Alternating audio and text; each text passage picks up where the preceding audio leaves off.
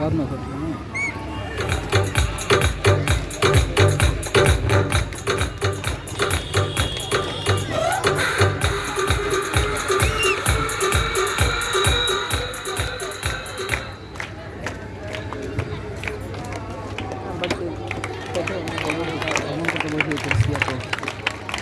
यहाँ पे सभी लोग आमंत्रित हैं, सभी लोग उपस्थित भी हैं।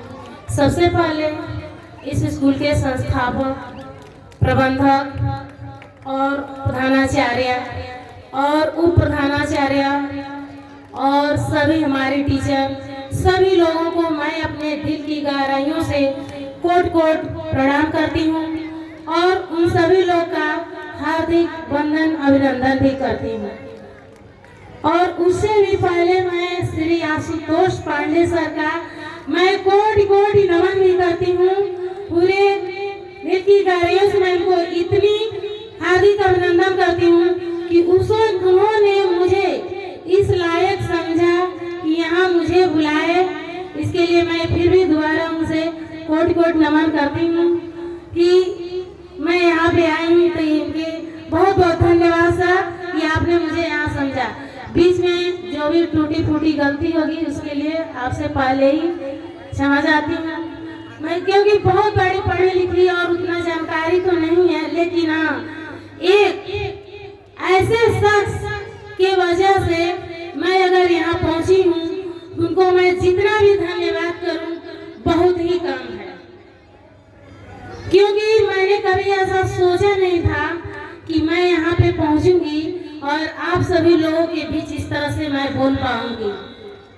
मैं एक घर में हाउसवाइफ थी, घूंघट में रहती थी, मैं अपने बारे में बता रही हूँ। इसके अलावा मैं खाना बनाना पकाना और सिर्फ भोजपुरी भाषा एजी और रउआ जो गांव में चलता है, इसके अलावा मुझे कुछ नहीं आता था।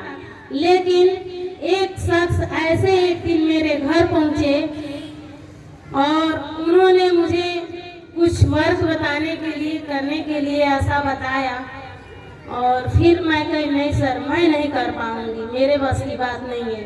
सास ससुर सबका डर था, बहुत कुछ था, लेकिन सर बोले कि एक बार आप आइए, कर सकती हैं।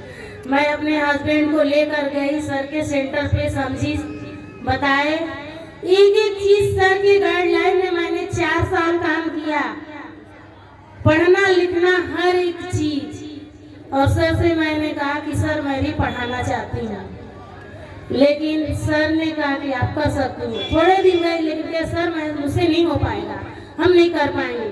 लेकिन सर ने जैसे अभी बोला बच्चों को कि आप कर सकते हो कर सकते हो कर सकते हो, सर ने ऐसा ट्रेनिंग जैसे सर ने अभी ट्रेनिंग दे रखे हैं उसी तरीके से सर के साथ मैंने काम किया। और यही सर का एक ही भाषा था, अनीता जी आप अगर हट गए तो फिर जहाँ थी आप वहीं जाएंगे, अगर आप थोड़ा दिन मेहनत कर सकती हैं तो आप आगे बढ़ सकती हैं।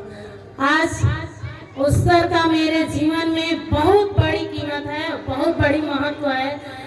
कहा जाता है कि सबसे पहले बच्चों का उंगली पकड़कर माँ बाप ही चलना सिखाते हैं, वही पहले गुरु होते हैं।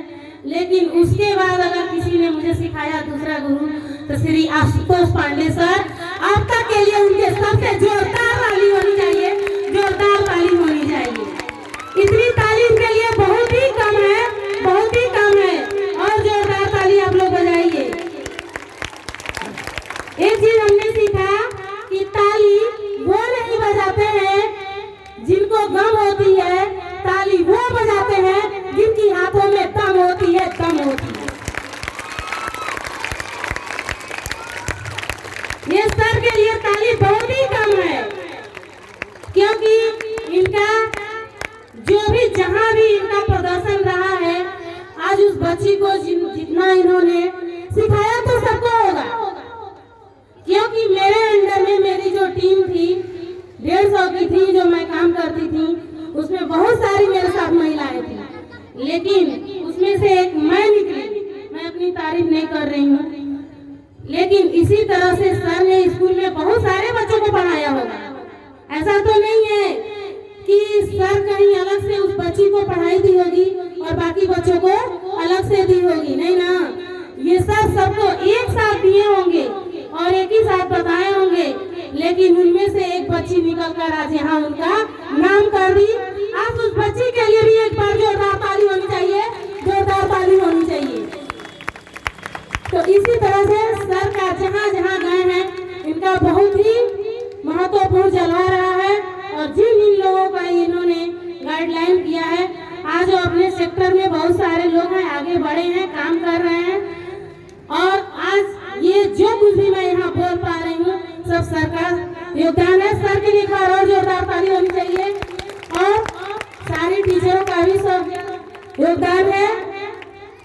और मैं ज्यादा नहीं बोल खिसकाऊंगी, बस इतना ही। बहुत बहुत धन्यवाद।